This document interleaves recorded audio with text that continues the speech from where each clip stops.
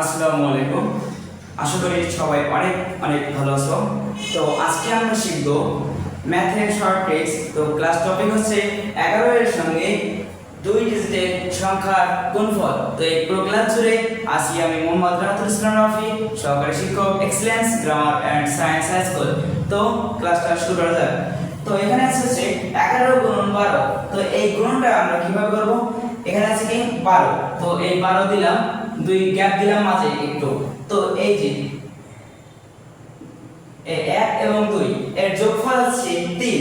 তো এই 3 যদি মাঝে বসাই দেই তাহলে হয় 132। তাহলে এর অ্যানসার হবে 12 গুণন 11 এর অ্যানসার 132। এরপর আছে 22 গুণন 11। তো 22টা লিখি আমরা 2 এবং 2 মাঝে একটু গ্যাপ দিলাম। তো এই 2 এবং 2 এর যোগফল হচ্ছে 4। এই 4টা আমরা বসাবো হচ্ছে এই গ্যাপে, যেখানে ফাঁকা রেখেছি আমরা এই 4 দিলাম। তাহলে অ্যানসার হয় 242। এই 242 হচ্ছে এর অ্যানসার। এরপরে আছে 44 গুণন 11। 44 দিলাম 4 এবং 4। তো এই দুইটার যোগফল হচ্ছে 8। এই 8টা বসাই দিলাম।